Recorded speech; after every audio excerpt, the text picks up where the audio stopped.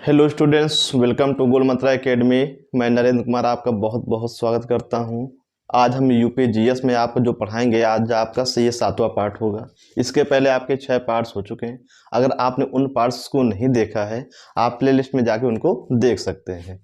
तो एक sequence bye आपके जो टॉपिक लगे हुए हैं, इसको हम 10 से 12 पार्ट्स में करके पूरा यूपी जीएस आपका समाप्त कर देंगे। और ये सभी वनडे एग्जाम के लिए, यहाँ तक कि आपके पीछे एग्जाम होंगे उसके लिए भी ये आपका इम्पोर्टेंट होता है। तो ध्यान से देखिएगा। तो ये आज आपका है, टॉपिक का नाम है यूपी में परिवहन व्यवस्था। तो परिवहन का मतलब ही होता है आवागमन, जिससे हम लोग आवागमन करते हैं, तो उसे क्या कहते हैं? परिवहन व्यवस्था। ठीक है। तो हम देखेंगे कि यूपी में सर्वप्रथम राष्ट्रीयकृत परिवहन आरंभ किया गया। तो यूपी में जो राष्ट्रीयकृत जो परिवहन जो आरंभ किया गया है, तो इसे आरंभ किया गया है 15 मई 1947 को। तो 15 मई 1947 को पहली बार जो राष्ट्रीयकृत जो है बस चलाई गई है। कहाँ से कहाँ तक चलाई गई है?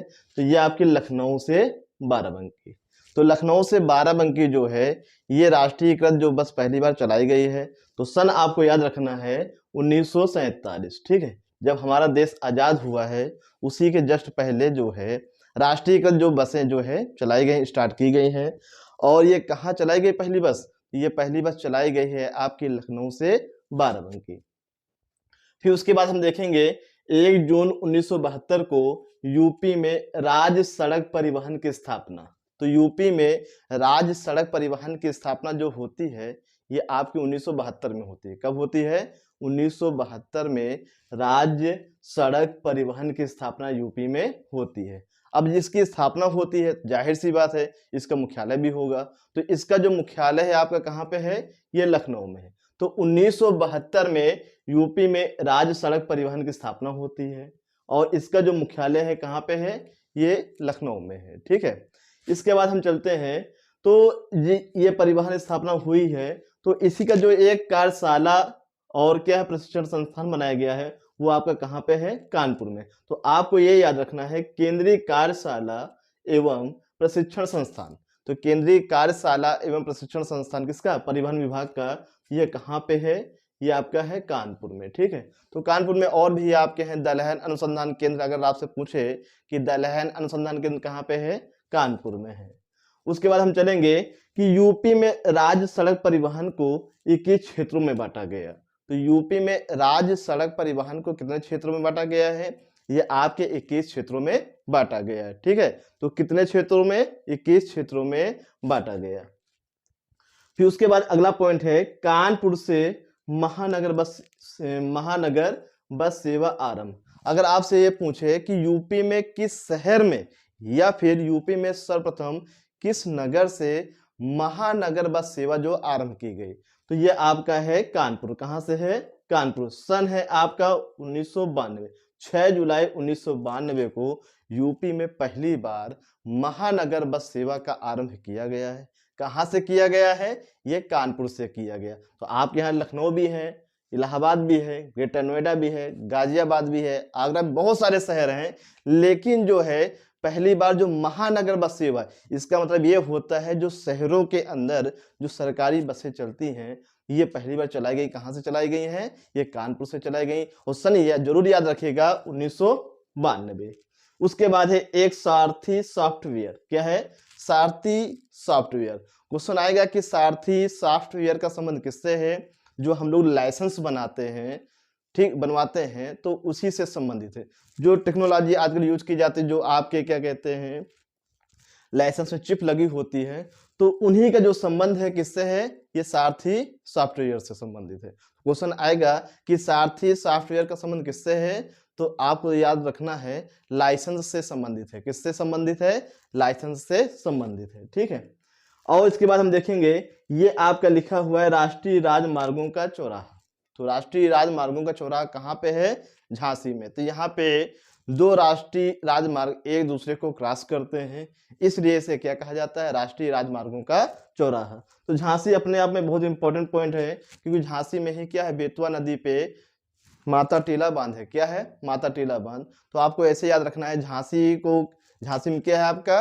राष्ट्रीय राजमार्गों का चौराहा। अगर पूछे माता टीला बांध कहाँ पे है, ये आपका झांसी में है, किस नदी पे है, बेतवा नदी पे है। और एक और आपको याद रखना है, चारा अनुसंधान केंद्र, चारा अनुसंधान केंद्र कहाँ पे है, ये भी आपके झांसी। तो झांसी अगर आपके दिमाग में आता है तो 3 क्वेश्चन आपको याद रखना है, राष्ट्रीय राजमार्गों का चौराहा पहला पॉइंट, और दूसरा पॉइंट आपको याद रखना है कि चारा अनुसंधान केंद्र ये कहाँ पे है, झांसी में है, ठीक है। और इसके बाद तीसरा जो पॉइंट बनेगा आपका वो ये बनेगा कि इसे कहते हैं राष्ट्रीय राजमार्गों का चौराहा। हाँ, तीसरा पॉइंट आपका बनेगा, हाँ, माता टीला बांध। क्या बनेगा, माता टीला बांध। एक अभी हाल ही में करंट का क्वेश्चन बनता है कि झांसी स्टेशन को नया नाम क्या रखा गया है, तो इसे क्या है, रानी लक्ष्मीबाई वीरांगना स्टेशन रखा गया है। आगे देखेंगे कि यहाँ पे अगला पॉइंट है लखनऊ एक्सप्रेसवे, ठीक है। तो लखनऊ एक्सप्रेसवे जो है ये आपका आगरा से स्टार्ट होता है, कहाँ तक, ये लखनऊ तक, ठीक है। तो क्वेश्चन आएगा कि लखनऊ एक्सप्रेसवे जो है ये कहाँ से कहाँ तक बनी है, तो ये आगरा से लखनऊ। अगर गांव तो नहीं आएगा, फिलहाल याद रखिएगा कि इतमादपुर मदरा से ये सरोसा भरोसा, तो ये जो सरोसा भरोसा है ये लखनऊ का गांव है, और आगरा में कौन सा गांव है, इतमादपुर मदरा। तो आपको याद क्या रखना है, लखनऊ आगरा लखनऊ एक्सप्रेसवे जो है कहाँ से कहाँ तक है, ये आगरा से लखनऊ। इसके बाद हम बात करेंगे पूर्वांचल एक्सप्रेस की। तो पूर्वांचल एक्सप्रेस अभी हाल ही में जो है पीएम मोदी के द्वारा इसका उद्घाटन किया गया है, और जो इसका उद्घाटन किया गया है ये सुल्तानपुर में किया गया। कहाँ पे किया गया है, तो याद रख लेना, इसमें यहाँ पे लिख दे रहे हैं सुल्तानपुर। तो अभी हाल ही में ये करंट का क्वेश्चन है, हमने इसमें ऐड कर दिया है कि अभी हाल ही में जो पूर्वांचल एक्सप्रेस है जिसकी जो लंबाई है ये आपके लखनऊ से स्टार्ट होती है, कहाँ तक जाती है, गोरखपुर तक जाती है, ठीक है। और इसका जो उद्घाटन पीएम मोदी ने किया है, ठीक, कहाँ से किया है, ये सुल्तानपुर से किया है। और इसकी जो दूरी है लखनऊ से गोरखपुर।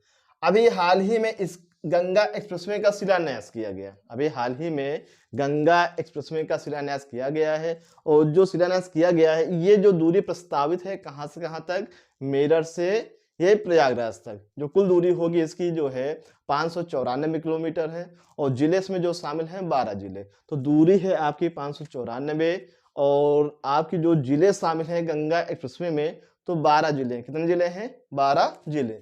इसका भी जो शिलान्यास यहाँ पे है आपका शिलान्यास, तो जो इसका जो शिलान्यास किया गया है तो वो किया गया है मोदी जी के द्वारा, हमारे जो पीएम मोदी हैं तो मोदी जी के द्वारा।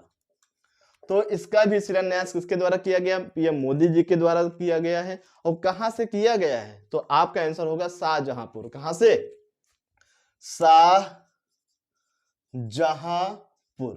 है ना। तो शाहजहांपुर से इसे किया गया। तो आपको ये याद रखना है कि शाहजहांपुर से पीएम मोदी ने गंगा एक्सप्रेसवे का शिलान्यास किया है, और इसकी जो दूरी स्टार्ट होगी मेरठ से प्रयागराज, और कुल दूरी है आपकी 594। अब यहाँ एक शब्द आया है शाहजहांपुर। तो शाहजहांपुर जो है इसे शहीदों की नगरी कहते हैं। क्या कहते हैं, शहीदों की नगरी कहते हैं। काकोरी कांड जो 1925 में हुआ था उसमें जो एक मुख्य व्यक्ति रहे अशफाक उल्लाह खां, तो अशफाक उल्लाह खां जो है इनको फांसी कहाँ पे हुई है, सॉरी, इनको फांसी हुई है फैजाबाद में, लेकिन ये मूल निवासी कहाँ के रहे हैं, ये शाहजहांपुर के। आपको याद रखना है कि अशफाक उल्लाह खां जो है मूल निवासी जो है आपके कहाँ के रहे हैं, शाहजहांपुर के रहे हैं, और उनको फांसी दी गई थी फैजाबाद में। ये क्वेश्चन इनसे और बनता है कि देश की आज़ादी के लिए फांसी के तख्ते पे चढ़ने वाला पहला मुसलमान कौन था, अशफाक उल्लाह खां। और ये मूल निवासी कहाँ के हैं, शाहजहांपुर के हैं, और इनको फांसी कहाँ हुई है, ये आपके फैजाबाद में हुई है, ठीक है। उसके बाद हम देखेंगे 1859 में यूपी में पहली रेल चली। तो यूपी में जो पहली रेल चली है ये 1859 में चली है। कहां से कहां, इलाहाबाद से कानपुर। तो इलाहाबाद से जो कानपुर जो पहली रेल चली है ये यूपी में पहली रेल चली है। बाकी भारत में अगर पूछे तो 1853 में लॉर्ड डलहौजी के समय मुंबई से ठाणे, दूरी कितनी है, 34। तो फिर से याद रखिए, भारत में अगर पूछे तो मुंबई से ठाणे है, दूरी है 34 किलोमीटर। और उस समय जो अंग्रेज गवर्नर रहा है कौन रहा है, लॉर्ड क्लाइव। इसलिए लॉर्ड क्लाइव को भारत में भारतीय रेलवे जनक कहा जाता है। तो भारतीय रेलवे का जनक किसे माना गया है, लॉर्ड डलहौजी को माना गया है। भारत का सबसे लंबा रेलवे यार्ड कौन सा है? मुगल सराय। तो भारत का सबसे लंबा सबसे लंबा भी कह सकते हैं या फिर लिख सकते हैं सबसे बड़ा। तो यहाँ पे बड़ा होना चाहिए, तो बड़ा कर लीजिएगा आप लोग। तो भारत में सबसे बड़ा जो रेलवे यार्ड है वो कहाँ पे है? ये मुगल सराय। तो रेलवे यार्ड का मतलब ये होता है कि यहाँ पे अधिकतम एक समय में कितनी ट्रेनें खड़ी हो सकती हैं। तो ये पूरे भारत में क्या है, सबसे ज्यादा जो प्लेटफॉर्म है कहाँ पे है? आपके मुगल सराय में। ठीक है। उसके बाद हम आते हैं कि 1854 में भारत में पहली टेलीग्राफ सेवा आरंभ हुआ। तो भारत में पहली जो टेलीग्राफ सेवा कहाँ पे आरंभ हुआ है? ये आगरा से कोलकाता के मध्य। ठीक है। तो भारत में पहली टेलीग्राफ सेवा जो आरंभ हुआ है तो ये हुआ है 1854 में हुआ है। कहाँ से हुआ है? ये हुआ है आपका आगरा से कोलकाता के मध्य, है ना। आगे देखते हैं कि सबसे लंबा रेलवे प्लेटफॉर्म। तो भारत का जो सबसे लंबा रेलवे प्लेटफॉर्म है ये कहाँ पे है? ये गोरखपुर में है। इसके पहले आपका पश्चिम बंगाल में था, खड़गपुर में, लेकिन उससे भी लंबा बन गया आपका गोरखपुर। तो गोरखपुर पेपर की नजरिए से बहुत इंपॉर्टेंट है, थोड़ा हम अलग से भी बता देते हैं इसमें। जैसे अगर हम गोरखपुर से क्वेश्चन पूछे कि भारत का सबसे लंबा रेलवे प्लेटफॉर्म कौन सा है, कहाँ पे है? ये गोरखपुर में है। गोरखपुर किस नदी किनारे है? राप्ती नदी किनारे है। कहाँ पे है? राप्ती नदी किनारे है। खिचड़ी मेला कहाँ लगता है? तो खिचड़ी मेला भी आपका कहाँ लगता है? ये गोरखपुर में लगता है। और यूपी में मैदानी क्षेत्र में, या फिर हम ये भी कह सकते हैं यूपी में सर्वाधिक वर्षा कहाँ होती है? गोरखपुर में। सर्वाधिक वर्षा, जो सर्वाधिक वर्षा होती है ये गोरखपुर में होती है। सर्वाधिक वर्षा कहाँ होती है? गोरखपुर। अगर आपसे पूछे कि यूपी में किस जिले में सबसे कम वर्षा होती है तो आपका आंसर क्या होगा? मथुरा। तो मथुरा में सबसे कम वर्षा और गोरखपुर में सबसे अधिक वर्षा। और राप्ती नदी किनारे ये बसा हुआ है। खिचड़ी मेला कहाँ लगता है? गोरखपुर में हुआ है। आपने एक व्यक्ति का नाम सुना होगा, राम प्रसाद बिस्मिल। राम प्रसाद बिस्मिल। तो राम प्रसाद जिस प्रकार से आपके अशफाक उल्लाह खां जो है काकोरी कांड में पकड़े गए थे, उसी प्रकार काकोरी कांड में राम प्रसाद बिस्मिल भी पकड़े गए थे। इनको भी फांसी हुई है। कहाँ पे हुई है? गोरखपुर में। तो राम प्रसाद बिस्मिल को फांसी कहाँ हुई है? गोरखपुर में है। इनका एक बड़ा अच्छा कोटेशन है, सरफरोशी की तमन्ना अब हमारे दिल में है। तो ये कोटेशन किसका है? तो ये कोटेशन आपका है राम प्रसाद बिस्मिल जी का है। तो गोरखपुर से आपका गीता प्रेस भी, गीता प्रेस। तो गीता प्रेस का जो संपादन कहाँ से होता है?